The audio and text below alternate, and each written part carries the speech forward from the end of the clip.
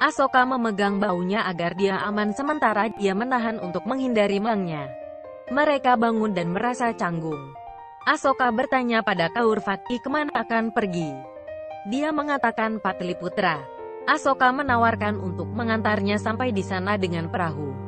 Ini adalah cara termudah untuk sampai ke sana. Kaurvaki merasa itu adalah Asokanya. Aku akan mencari tahu hari ini. Carumitra membawa sesuatu untuk Bindusara. Dia berpenampilan terbaik hari ini. Bindusara terkejut melihatnya di sana. Carumitra bilang, aku istri Anda. Bukankah aku memiliki hak untuk menjaga Anda? Dia mengangguk. Carumitra memberinya kaca tapi memastikan tangannya menyentuhnya. Bindus sukai itu. Carumitra menyanyikan pendapat tentangnya. Apa pendapatmu tentang aku? Bindusara tersenyum.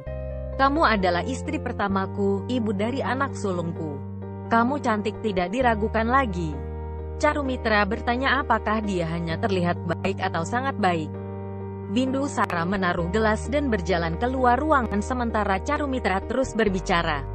Dia tidak menyadarinya dan meminta Bindusara untuk mengikat benang blusnya. Dia merasa terluka menyadari bahwa Bindusara telah meninggalkan ruangan. Dharma sedang merapikan rambutnya. Terlihat air mata menetes di wajah Bindusara saat ia masuk ke dalam ruangan itu. Ia terpesona oleh kecantikannya. Bindusara menyentuh tangannya. Musik romantis dimainkan saat Dharma menyandarkan kepalanya di dada Bindusara. Anda di sini? Dia menjawab bahwa dia tidak ingin atau memiliki kekuatan untuk menjauh dari setelah bertahun-tahun. Dharma berbalik menatapnya. Bindusara membelai wajahnya dengan manis. Bindusara memakaikannya cincin. Dharma tersenyum padanya dan mengingat bagaimana Bindusara memberikan kepadanya sebelumnya. Bindusara mengatakan, setelah mendapatkanmu lagi merasa seperti akan pergi dari dunia ini, di mana tidak akan ada seorang pun kecuali kita berdua. Dharma menjawab bahwa dia tidak merasa seperti itu karena dunianya di sini. Mereka saling pelukan. Carumitra melihat mereka dari luar. Dia terlihat marah dan cemburu. Asoka dan Kaurvaki berada di perahu. Mereka tenang tapi tetap mengintip satu sama lain. Kaurvaki berpikir, jika dia bukan orangnya mengapa dia merasa seperti itu? Mengapa aku menariknya ke arahku? Hei Shiv Sambu, saya belum meminta sesuatu pun darimu dalam 10 tahun ini kecuali Asoka. Jika itu adalah Asoka maka berilah saya beberapa. Dia menangkap sekilas kalung di lehernya dan kemudian keluar bebas karena angin. Dia tersenyum dan berkata Asoka. Asoka tersadar. Kaurvaki berpaling. Dia memuji alam. Dia pikir dia khawatir tentang alam. Dia tidak bisa melihat bahwa Kaurvakinya tepat di depan matanya. Saya meradia bahwa adalah Asokaku. Itu bukan kebohongan. Apakah dia tidak merasakan cintanya di sekelilingnya? Ketika saya merasakan kehadirannya maka dia tidak merasakannya? Apakah dia melupakanku atau cinta kami selama ini? Tidak, saya tidak ingin memikirkan hal itu. Kaurvaki bertanya apakah dia sudah menikah. Asoka tersenyum. Kaurvaki mengatakan untuk apa tersenyum. Dia membantah. Saya belum menikah. Kaurvaki mengatakan. Bukan menikah secara harfiah tapi jenis hubungan pernikahan yang kita berbagi dengan seseorang. Tidak nyata. Pernikahan seperti itu. Asoka berpikir tentang pernikahan masa kecil mereka. Pertanyaan macam apa pula ini? Kaurvaki mengatakan biarlah. Pertanyaanku tidak masuk akal. Asoka mengatakan kita akan sampai di sana segera. Kaurvaki menatapnya dengan wajah sedih. Asoka turun lebih dulu dan mengikat tali perahu. Kaurvaki berpikir dia tidak berubah sama sekali. Cintamu telah berubah, itulah mengapa kamu tidak bisa mengenali Kaurvakimu. Kaurvaki berdiri tapi perahu bergoyang. Asoka menawarkan memegang untuk Kaurvaki akhirnya memegang tangan Asoka dan turun. Asoka memegangnya di dalam perjalanan. Mereka saling bertatapan. Garuda meringkik mereka. Asoka mengatakan perjalanan kita berakhir di sini. Jalanmu akan berbeda denganku dari sini. Dia pikir perjalanan ini akan berakhir di matanya, tetapi kamu tujuanku. Tidak ada yang bisa menghentikanku untuk mencapai tujuanku. Pergi kemana? Asoka dan Kaurvaki tidak akan pernah pergi sekarang. Asoka berbicara dengan Garut. Kamu tahu aku harus memenuhi janji dan misiku. Aku tidak bisa membahayakan hidup Kaurvaki. Dia mengikutinya di kejauhan. Asoka berhenti dan menyadarinya, dan melihat Kaurvaki berdiri di belakangnya saat ia berbalik. Kaurvaki menyembunyikan senyumnya. Mereka memikirkan kehidupan di masa kecil mereka. Asoka mengatakan, kamu tidak berubah pada kebiasaanmu mengikutiku. Kaurvaki bertanya kapan dia melakukannya. Asoka menyadari apa yang baru saja ia berkata. Kaurvaki mengingatkan kepadanya bahwa dia juga melakukannya di hutan.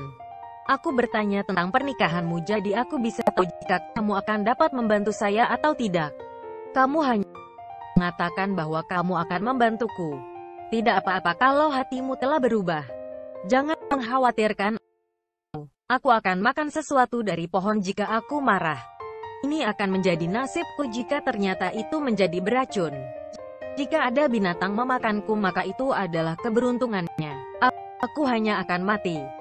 Asoka mengatakan cukup. Ikutlah sampai kita keluar dari hutan. Kaurvaki tersenyum. Aku mendapat kesempatan untuk bisa bersamanya. Dia akan segera mengenaliku. Asoka bertanya padanya apakah dia mengatakan sesuatu. Kaurvaki menggeleng. Asoka memperingatkannya untuk berhati-hati. Setiap masalah bisa datang. Kita tidak pernah tahu apa yang bisa terjadi.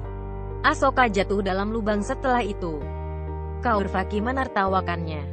Asoka meminta bantuan. Dia memanjat tapi tidak dapat melakukannya. Hanya aku yang bisa membuat Anda keluar dari, jadi bantu saya. Kaurvaki mengatakannya seperti permohonan. Asoka memenuhi. Kaurvaki mengulurkan tangan menariknya. Tapi akhirnya dia terjatuh.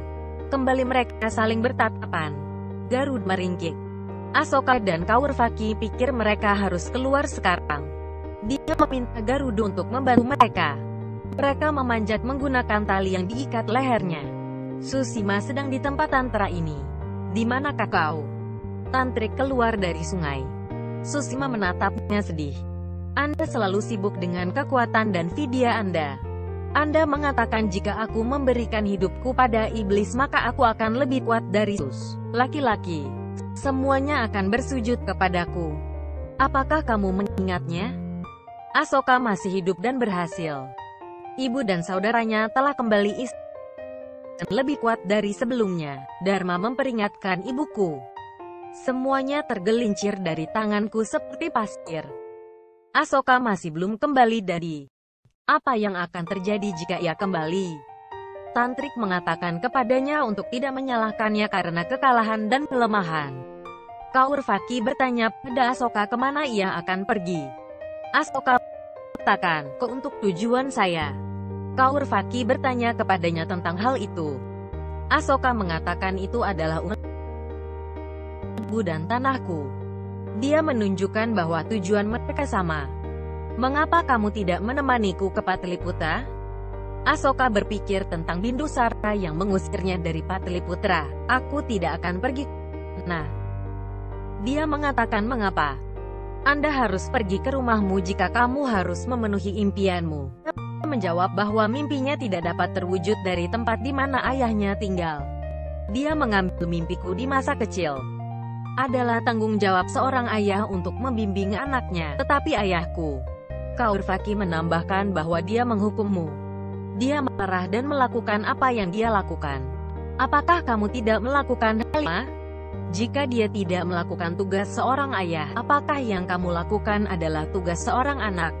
Asoka mengatakan itu tidak semudah yang kamu pikirkan. Aku marah dengan ayahku tapi ada banyak orang jahat yang tinggal di sana. Aku tidak akan membayangkan akan ada di sana. Sampai aku membunuh mereka. Kau punya pemikirannya. Seharusnya kamu harus berada di sana, berada dekat orang-orang yang jahat sehingga kamu bisa mengawasi mereka. Itu akan membuat pekerjaanmu lebih mudah. Kamu bisa menghukum mereka dengan tinggal di dekat mereka. Kamu harus berada dalam kompetisi untuk menang. Kamu harus berada di medan perang untuk memenangkan pertarungan. Jika kamu benar-benar ingin melakukan sesuatu maka kamu akan harus mengontrol agresi kamu. Berhenti bertingkah seperti anak-anak setelah dewasa. Apa yang lebih penting untukmu, kesombongan atau tujuanmu? Asoka membalas bahwa itu adalah benar-benar tentang orang yang ideal, yang tidak pernah percaya pada dan selalu menghinanya dan keluarganya. Dia menghukum kami tanpa alasan. Kamu tidak akan mengerti. Aku sudah terlambat. Kamu dapat membiarkan aku untuk pergi jika kamu mau. Kaurvaki mengatakan, siapa aku yang bisa membiarkanmu pergi? Asoka berbalik untuk pergi ketika Kaurvaki berpura-pura kalau kakinya keseleo. Tantra mengatakan, kamu tidak bisa memikirkan kekuatan saya. Aku bisa memberi Anda kekuatan tapi aku tidak bisa memandumu kapan dan bagaimana menggunakannya. Aku mengubahmu menjadi iblis dari terburuk. Aku telah melakukan sadhana selama bertahun-tahun untuk hal yang sama. Kamu memiliki 10 tahun untuk itu, tapi kamu tidak memanfaatkan itu. Baik. Aku telah meramalkan bahwa ini adalah waktu yang tepat untukmu. Semuanya akan terjadi seperti keinginanmu. Apakah itu salahku jika kamu tidak memanfaatkan itu? Kau gitu tak berdaya di hadapan ayahmu sampai kamu tidak bisa melakukan apa-apa pada Asoka ketika ia dibuang. Waktu telah berubah. Hal ini tidak pernah sama. Adalah waktumu sampai besok, bukan milik Asoka. Waktu telah berubah sekarang. Asoka tidak kembali, tapi itu tidak berarti dia tidak akan datang kembali. Dia akan segera kembali dan kali ini, waktu akan mendukungnya, bukan Anda.